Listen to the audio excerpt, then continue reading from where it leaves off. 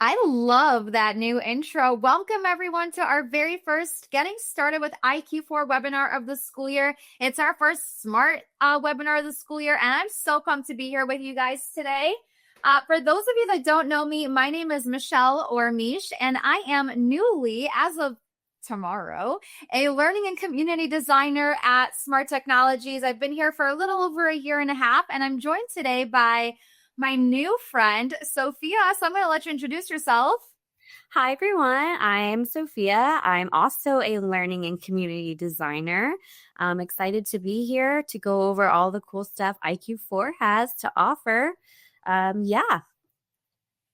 All right, let's get it going. Let's jump into it. So I always like to start by saying you're going to hear us say IQ a lot. Before I dive in, to make sure you are all in the right place, what exactly is IQ? So for most of us, we've got iPhones, we've got Samsungs. So you know how on your iPhone, you've got your operating system that's called iOS. So that's exactly what IQ is to your smartboard. IQ is just the name of the operating system that your smartboard has. So anytime you hear that, you're like, okay, I've got an iPhone and it's called iOS. That's what IQ is. But there's a big mix of us using smartboards all over. So I just want to make sure that you've come to the right place because we have such a mix of them. What I want you specifically to take a look at is not the physical picture of the board. So not the physical board, but the inside of it. If you think about the board that's in your classroom, I want you to think about what your home screen looks like. I've got one on the left here and I've got one on the right. If you have the one on the left, this is for any smartboards that are, I would say, 2 years and prior. Those are going to have our older operating system called iQ3. Okay, for today, we're going to learn about iQ4. So those boards are from last school year up to now, and your home screen would look like this one. So you can tell that navigation bar looks different. The one on the right, you see lots more Google apps. So if your smartboard looks like that on the inside, remember, I'm not talking about the outside right now, you are in the right place. Sophia just helped us out and she put a link to an older webinar that we've done that is specifically on getting started with iQ3, which is those older boards. So if you have one of these, it looks like this on the inside, you are going to watch the one that's in the chat. Not that I don't want you to hang out with us. Please welcome. You're welcome to stay, but we're going to be talking about this one. All right. I always like to start out by making sure that we can take the very best care of our boards. So the best thing that we can always do is make sure that we have clean hands. Now, I say that as a former kindergarten teacher who also had breakfast in the classroom with the kiddos. So there was always boogers, maple syrup, you name it, it was on my board. So we want to make sure that we do try to have clean hands, but guess what? Sometimes it's just not going to happen. So the very best thing that you can use to clean your board is specifically a microfiber towel. Those are just going to be the softest. I always say, don't use those paper towels that you have at school. They're so much more paper than they are towel. So we're going to try our best to use that microfiber. It does typically do the trick, but for those days, we do get some maple syrup and boogers on the board. The best thing you can do, and I'm going to put this guy kind of here in the middle, not quite in the please do, and that's just a spray or two of water onto the towel first and then the board. So you're never going to spray the board directly. I always say, if you wouldn't do it to your TV at home, you probably don't want to do it to your smartboard. We're going to treat those pretty similarly. And then some things we're not going to do, and I like to tell you why, is we don't want to have any magnets by the board. Keep your expo markers kind of in a different place. And the most important thing I'm going to say here is nothing sticky by the board. And what I mean by nothing sticky is like anchor charts, Post-it notes, anything like that doesn't belong on your board. And the reason is, the sticky residue from your Post-it notes or anchor charts does stay on the board, and your boards have up to 40 points of touch, which means not that you would, but you could have up to 40 students, up to 40 different hands up at your board interacting at the same time, and the sticky residue is going to affect those points of touch. What do we think? Good so far? I don't see any questions. Sophia, have I missed anything? Nope. I was just going to say, though, the cleanliness might apply to middle schoolers, too. I was a middle school teacher, so definitely would take that advice for cleaning the board if you're in a middle school classroom. They're always looking for ways, right? Absolutely. Yeah, I always say like I as a former kindergarten teacher, I'm always going to connect everything to my classroom. So just know whatever you teach, you can follow these things too. But these are the two boards that you might have in your classroom that might have iQ4 on it. We have a board called the MX board and a board called the RX. And the only really physical difference is you'll notice on the RX boards, your buttons are on the side versus MX. Yours are on the bottom of the screen there. And then the RX boards, you guys have physical erasers and your markers are just slightly different. Right now, for this webinar today, we are going to be focusing on really the inside of the board, that operating system. But really quick, I am just going to quickly review the buttons that you have on your board to make sure that we're using them to their best ability. So we all have a power button, and I want you to remember that your power button on your board is just like the power button that's on your phone. Just a single tap on that button is going to put your board to sleep, kind of just lock it down. And at the end of the school day, that's exactly what we want to be doing. We don't want to fully power that board down because at nighttime is when it's getting all of its updates from smart technologies. Now, it is a really big piece of technology, and just like our phones and our laptops, sometimes it's going to glitch. So before you run and you call your principal, your IT person, before you call us at Smart, the first thing you always want to do if your board is ever being glitchy, which is going to happen, is just restart your board. And you can do that by pressing and holding that power button. And there also is a power switch on the back of your boards as well. Go ahead, turn it off, leave it off for a minute, turn it back on. That will usually do the trick. We also have your volume up and volume down buttons.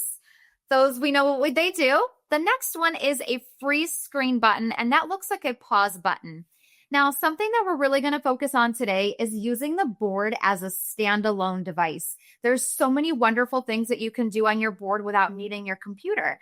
But one thing that you can do if you do have your computer connected to your board, that freeze screen button is a really good safety measure. So maybe you've got your computer connected to your board and really quickly you want to check an email or you want to check a student's IEP. If you hit that freeze screen button, it's going to freeze right on that last screen that you were sharing. You can safely do what you need to do on your computer, come on back, and then hit that freeze screen button. All right. For those of us that have the MX board, so that's the one that just has the pens on the front, no erasers, you also have a screen shade button. And I love that screen shade button.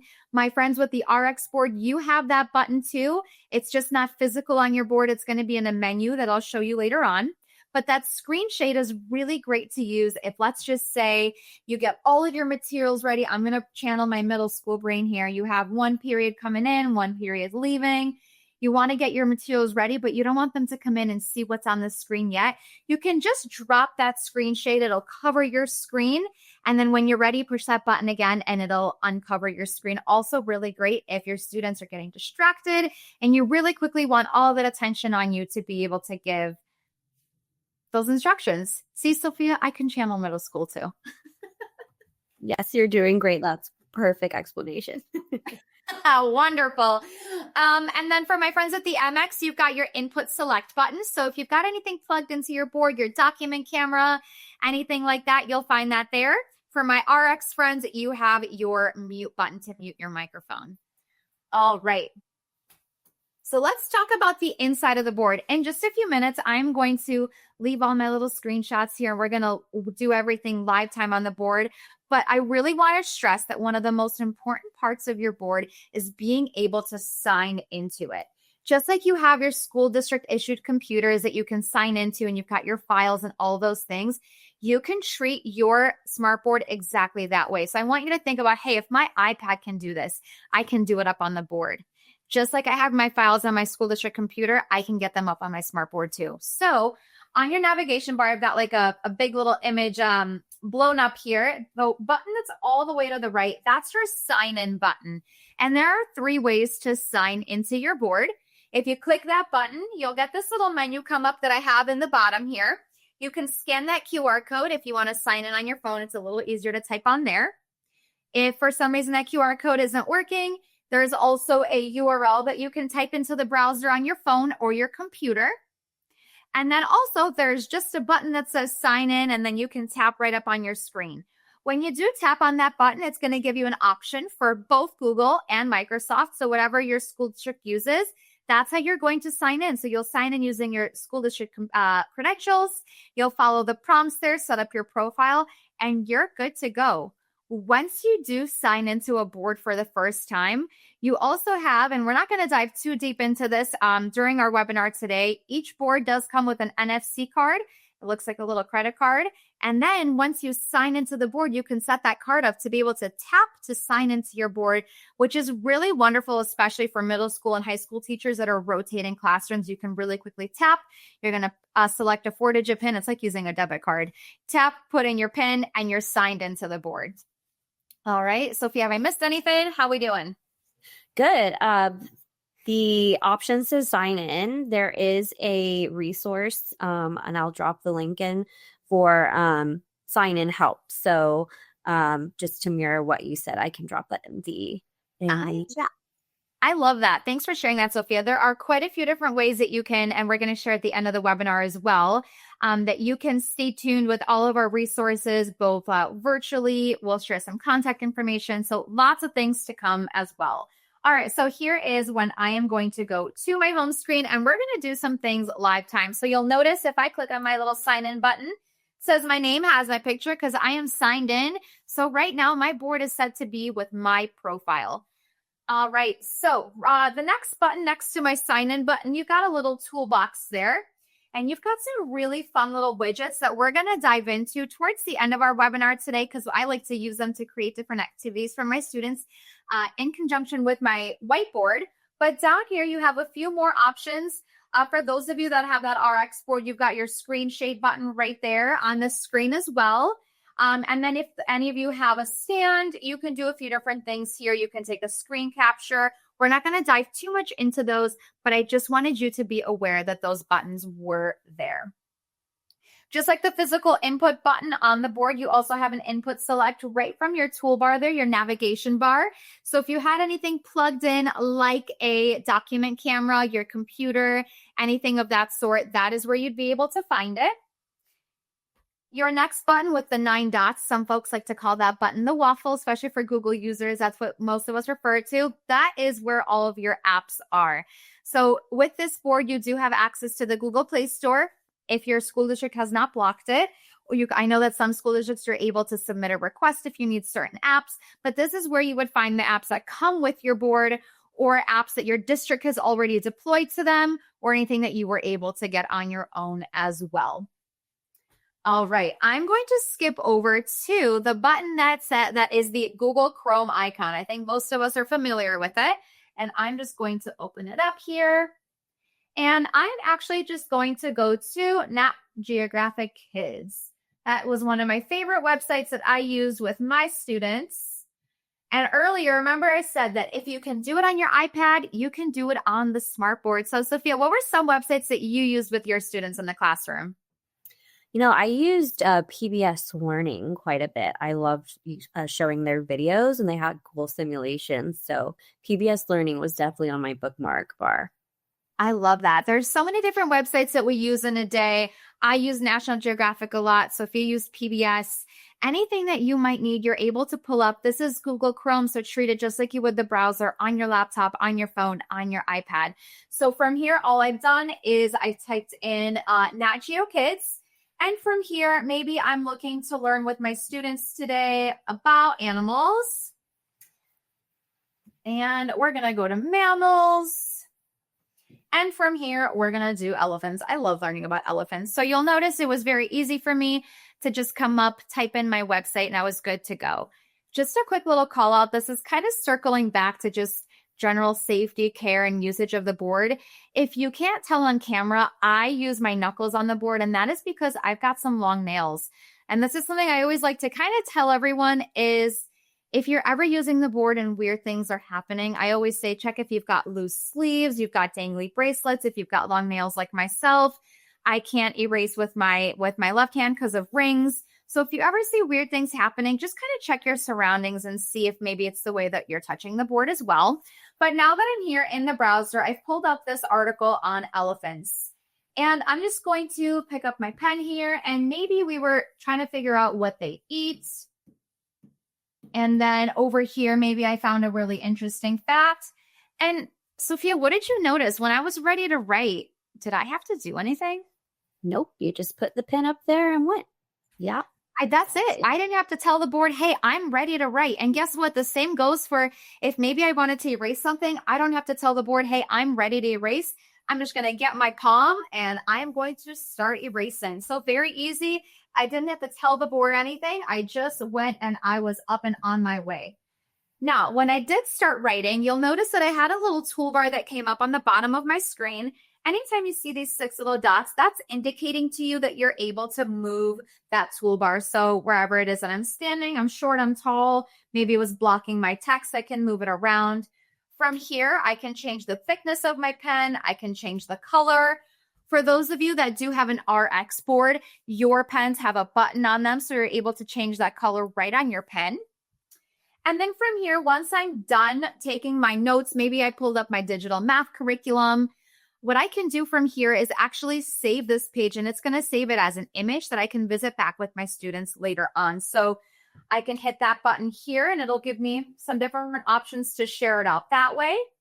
I can also hit that down facing arrow and it's just going to save it for me. That little broom is just going to clean up the page.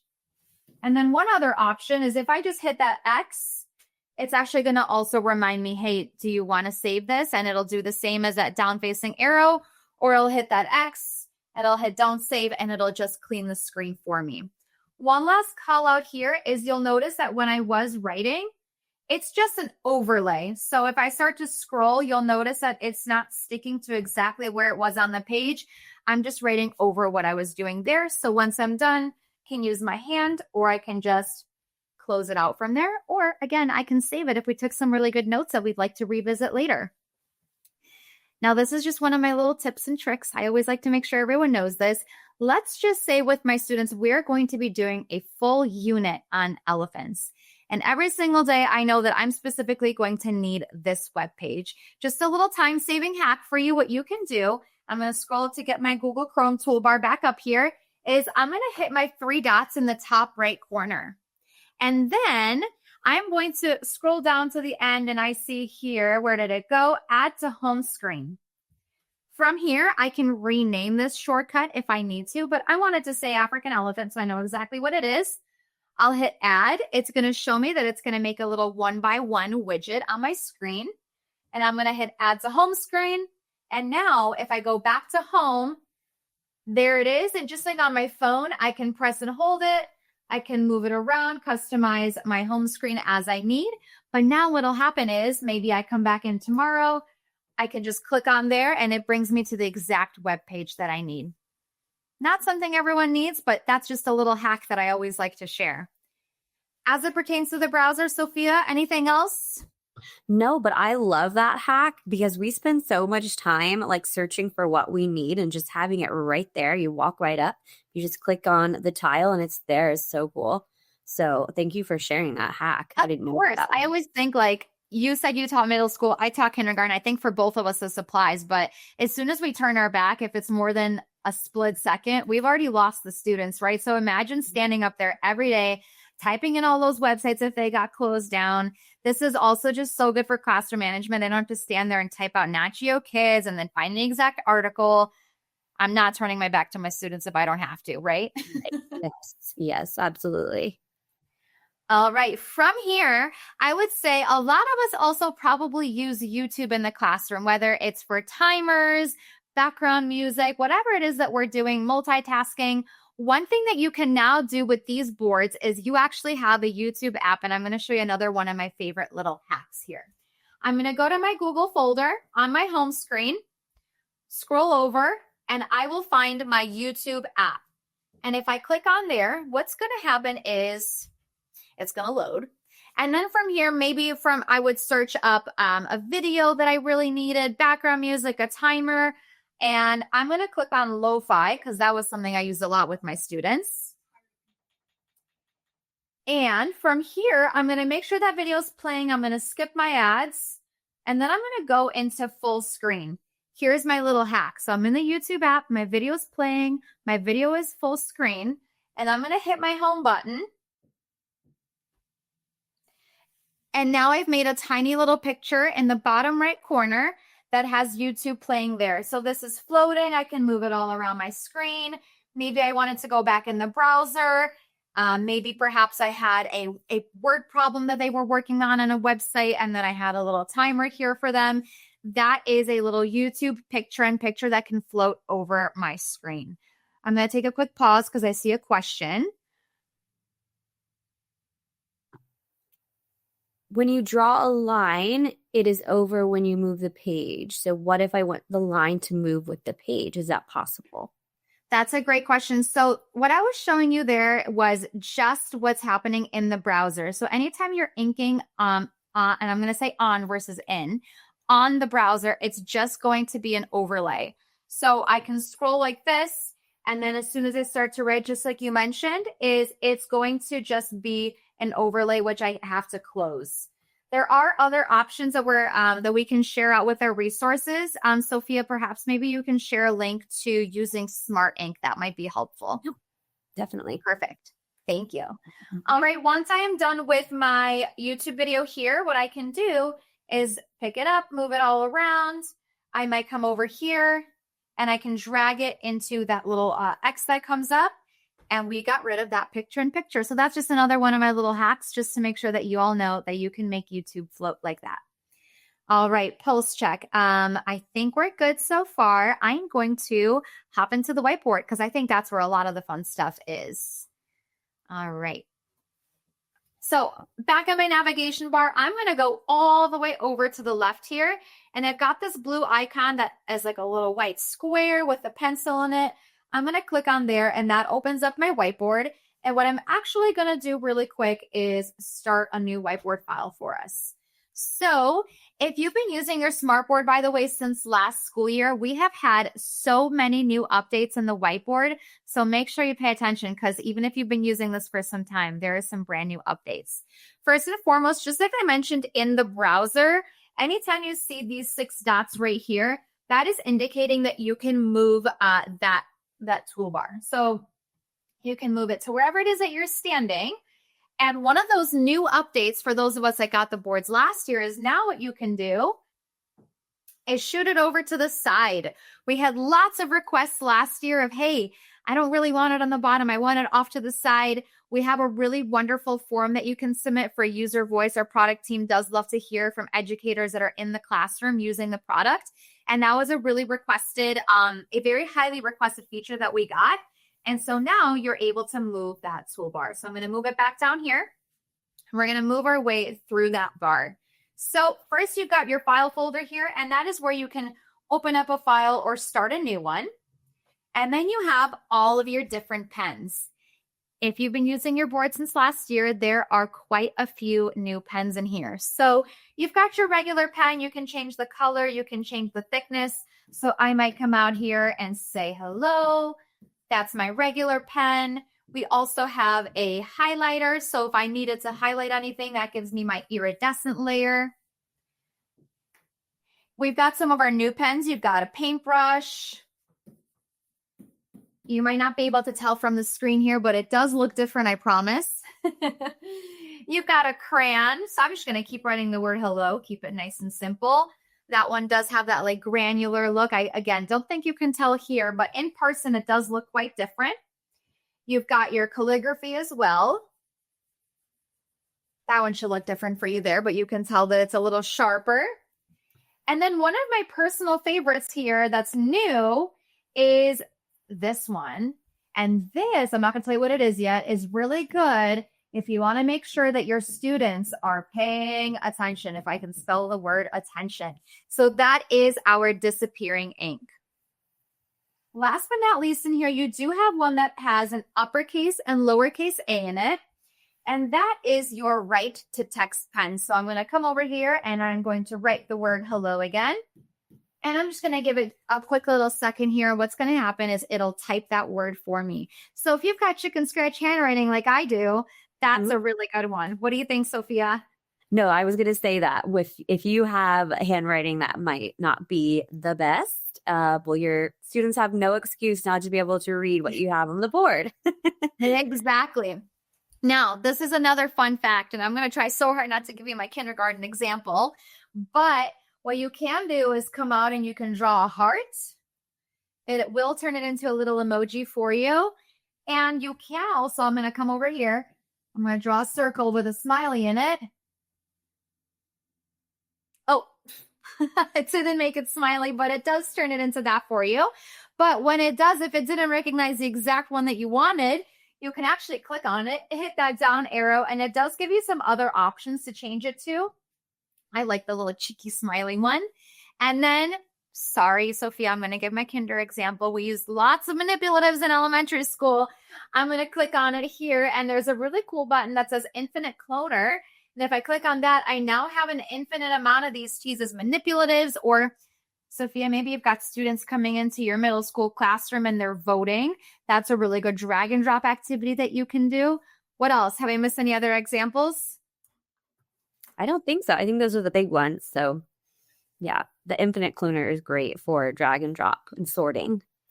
It's super easy. You can do it to anything. It doesn't have to be to an object. It can also be to a word. So even if I clicked on this word hello, I can infinitely clone that as well, which is really good for also attendance, drag and drop. There's so many different ideas. Earlier, remember I mentioned when we were talking about general safety and care of the board that your board has up to 40 points of touch, which means you could have a lot of students up here working at the same time, but you only have 2 pens. So what do?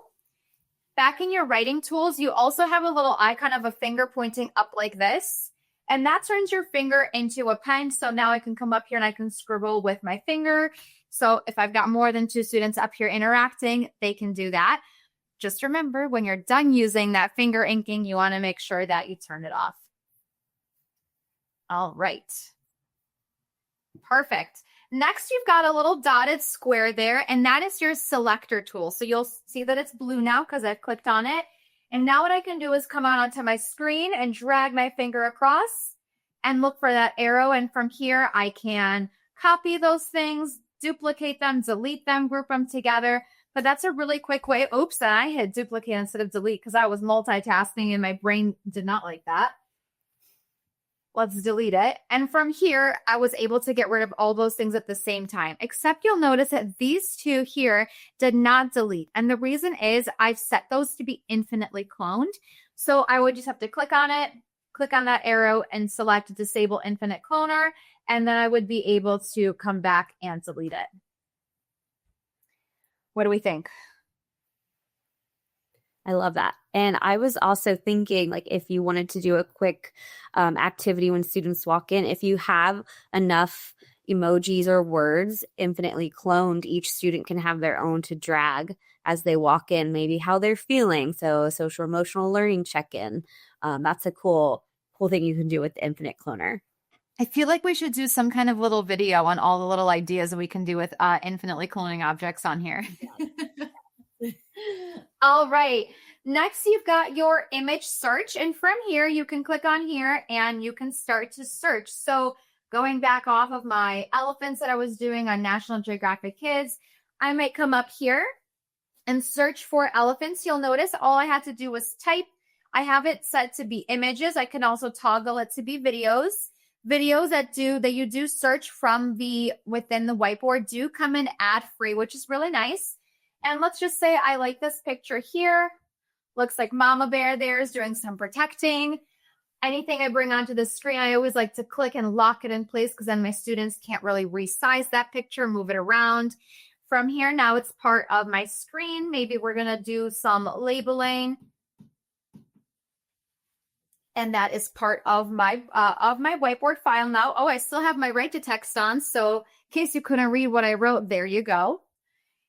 From here, again, you can search images or videos, and I was searching the web. You can also toggle to search the board instead. One thing I'm going to call out with searching the web from inside the whiteboard is it is pre-filtered images, so you should feel comfortable searching in front of your students because, again, it is those kind of pre-selected, pre-filtered images. All right, the next button is just 3 dots, and I always say it's smart. We always say is you want to be a button pusher because sometimes there's things that live inside buttons that don't look very important, but there is a lot that you can find in those 3 dots. If I click in here, one of my favorite things you can do is actually change the background. So if I click on that circle that has graph paper inside of it, you can do different colors. I always say for students, if you've got anyone that is dyslexic, blue does make it easier for their eyes to process. If I've got any of my fellow primary teachers, you do have some handwriting paper in here. For my math teachers, you've got graphing paper. So really great things that you can do to kind of make your teaching practices even easier. And then speaking of my math teachers, and I'm just going to grab a blank page for us real quick. Speaking of my math teachers, back in my 3 dots, you also have some measurement tools. I personally love using the ruler and the protractor. So if I bring out the protractor here, I can click on it and then I get this little green circle that I can drag and drop. And then once I've made the angle that I want, there's a little blue circle in the middle. If I click on there, it does bring out that angle pre-labeled for me. Very, very random, but something else I learned recently, I didn't know this actually, Sophia, is that you can trace the protractor and it does perfectly make that line for you. Did you know that? No, I didn't know that. I usually try to stay away from the math. That's not my strong suit, but that is cool. And I will share with all my math teacher friends. You can also do that with the ruler. Coming back here, if I go to measurement tools and bring out my ruler, it is transparent. So if you did bring out images onto your board or you had students draw different pictures, it's transparent. So you can put it over to do some measuring here, but you can also, draw straight lines on here. So for those of us that are not very artistic, me, you can make some straight lines using that. Just a very random thing that I honestly had no idea that you could do. All right, back in your 3 dots here. This was another one of those really important and very highly requested features that we were getting is if you had noticed before, you can kind of zoom into the screen. Once you start doing things, it kind of moves around with you. And that was beginning to be a little bit frustrating for some students, especially younger students in the primary classroom.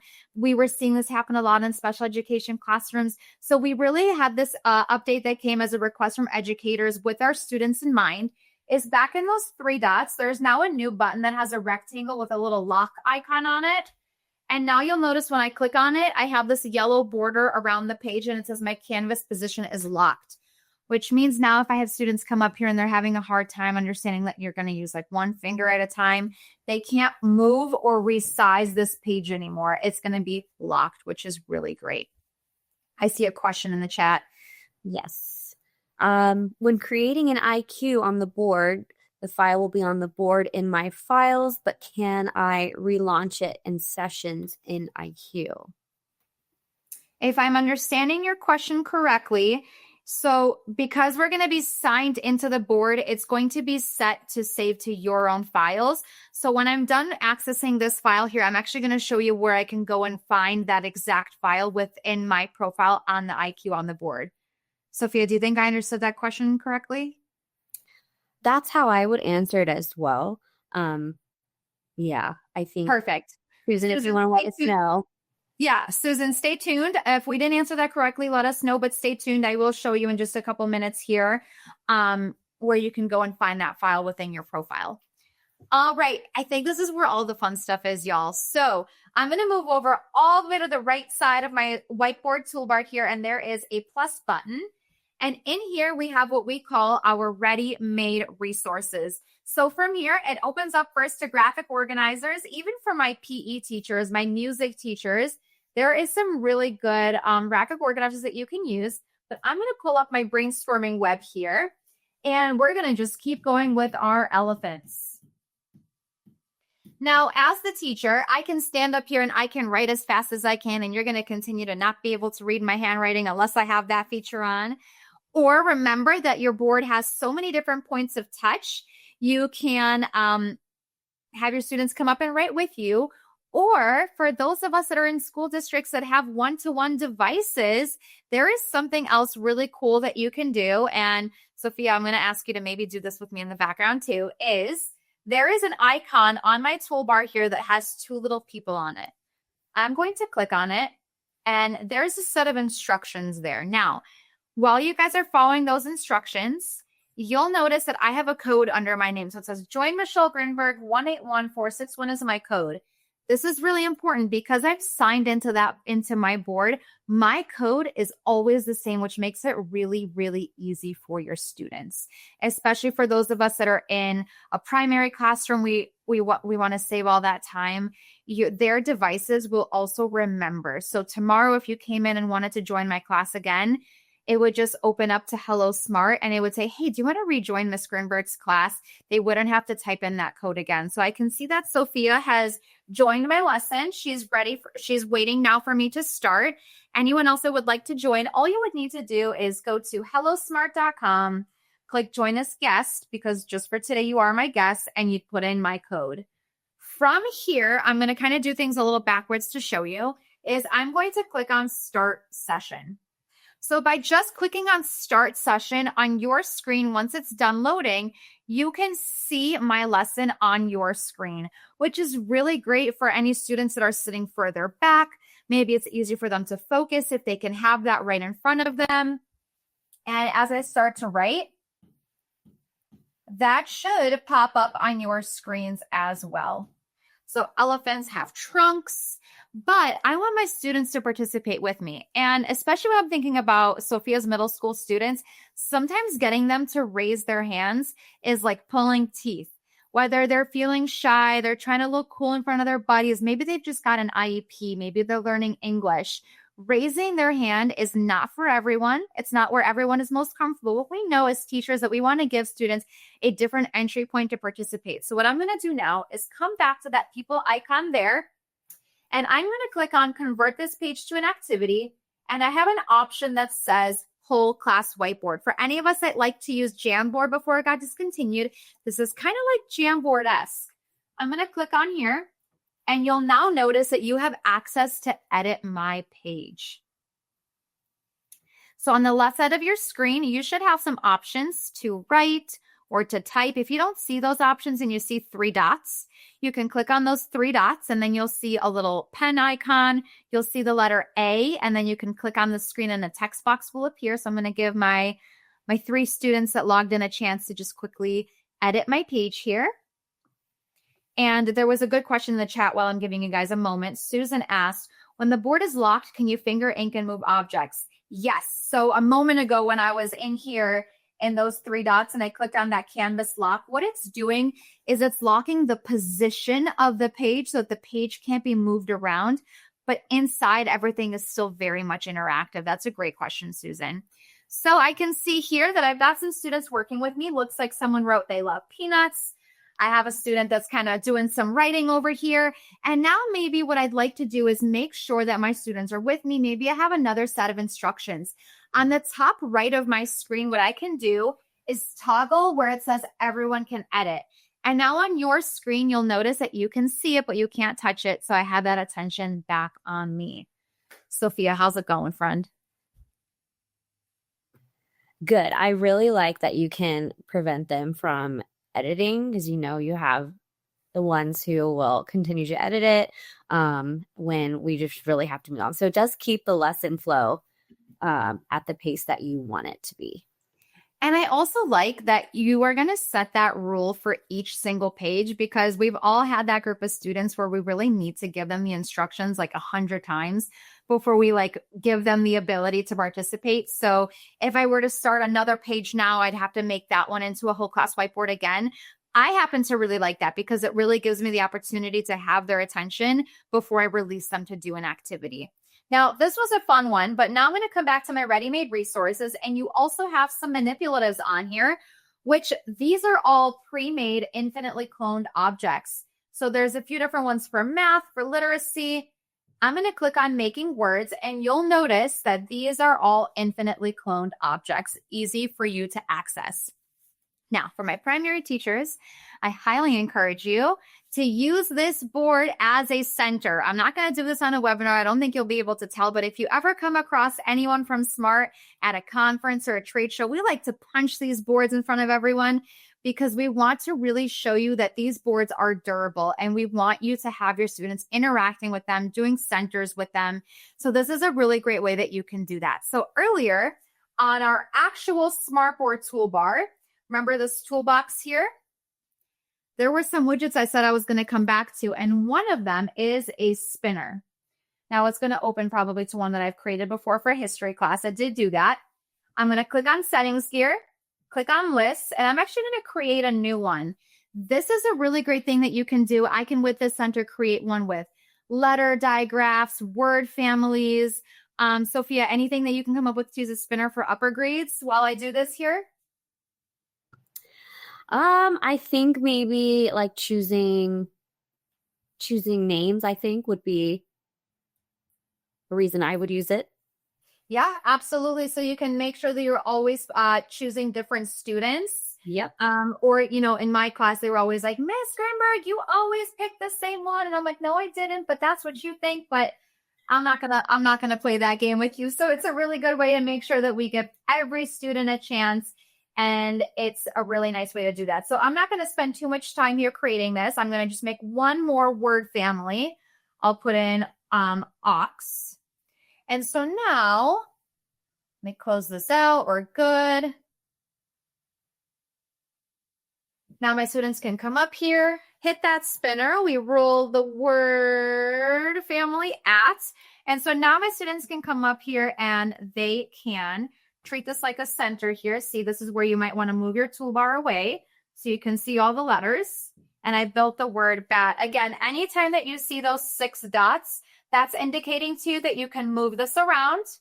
Bottom right corner, those little diagonal lines there are showing you that you can resize the spinner if you needed to. So that's just another way that you can take all these ready-made resources to create some activities, to use those. And just a reminder, everything that I've shown you so far, I've been using the board as a standalone device. I do not have a computer connected to it. It's on its own connected to the internet. I've connected it to my Wi-Fi, and everything I'm doing here is just using it as a standalone. What do we think? This is all really like good stuff, and it really only scratches the surface of what iQ4 can do. There's so much more to it. I mean, if we were to sit here and talk about it, we'd be here for hours. But this is just definitely a way to get started, and then explore from there. Absolutely. So speaking of, with kind of just being able to get started, what we're going to do here is I just want to show you that this exists. And this is one of those things that I encourage you to walk away with and practice. Is back in my ready-made resources. We went through graphic organizers. We went through manipulatives. There is some more things that you can do down here. There is a shout it out. I encourage you to try out that shout out. It's a really good way to get students to engage in a conversation. You can make them anonymous, really just encourages them to participate. You can also insert files. You can bring in a PDF into the whiteboard, connect your students instead of having to print out and pass out papers. There's so many more things that we haven't touched on today that we do encourage you to go try. So before we close out in just a few minutes here, I'm going to show you one more thing here is I've really been focusing on using your board as a standalone device. Something else that you can do is maybe you have something on your computer that you really like to share out, or you have your students participating in a peer review. Down below on my toolbar here, you have a purple button that is your smart mirror. If any of you are watching, you don't need to connect. It's just going to show you instructions to do so. But this is a really good way that you can wirelessly connect a computer to your smartboard. This code here, which is going to be different than the one that you have in the whiteboard, is always going to be different, and that's a security measure. But you can play with the settings in here. You can have up to 4 students in your waiting room. You yourself can project your screen on here. And again, this is a really good way for short bursts of students being able to share their work. What do you think, Sophia? So actually, you can have up to 9. Whoa. Okay. Thank God you're here.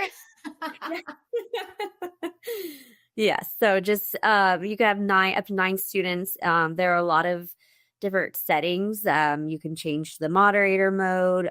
You can turn broadcast on and off.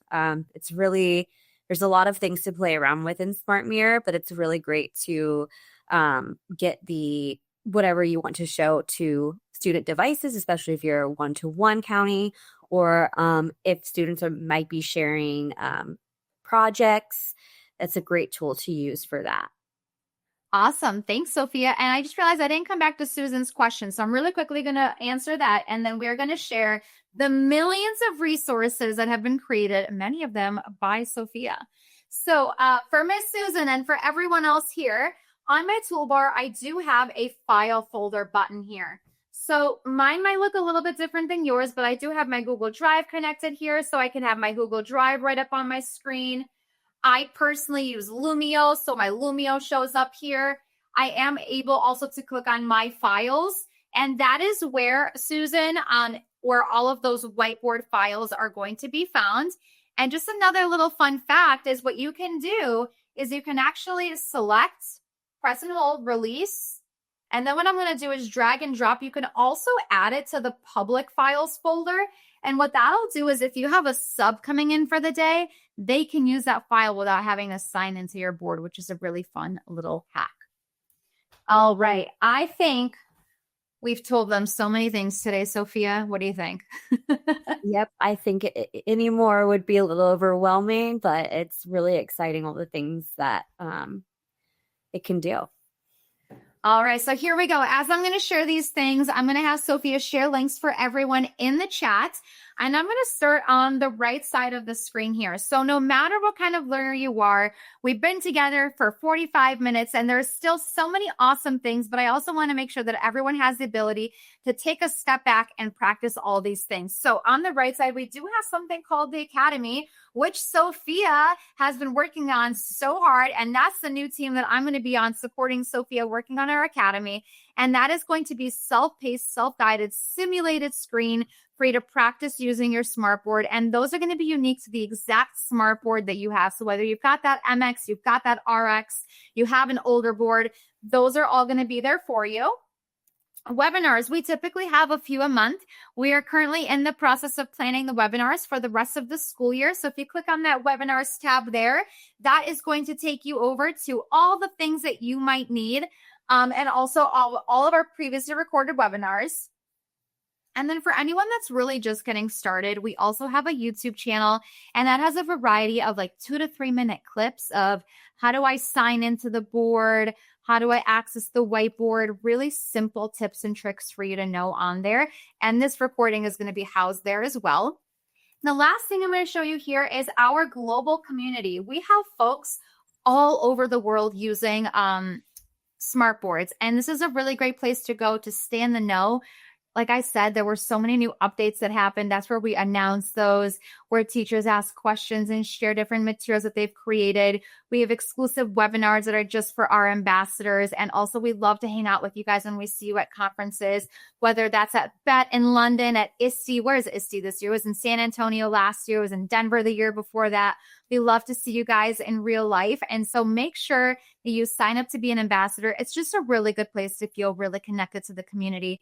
Sophia just dropped that in the chat for you. And last but not least, we've got our survey for today. So if you'd like to receive your certificate for attending today's webinar, it's on the screen and also in the chat. Make sure that you submit that form there and you'll have your certificate and you'll be on your way. So we'll hang here for just another couple of minutes, but I just wanted to say first and foremost, thank you, Sophia, for rocking it with me today. I really appreciate it. And everyone else that's joined us live time.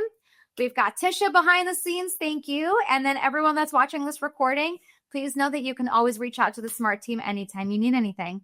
Thanks, everyone. Thank you. Bye, everyone.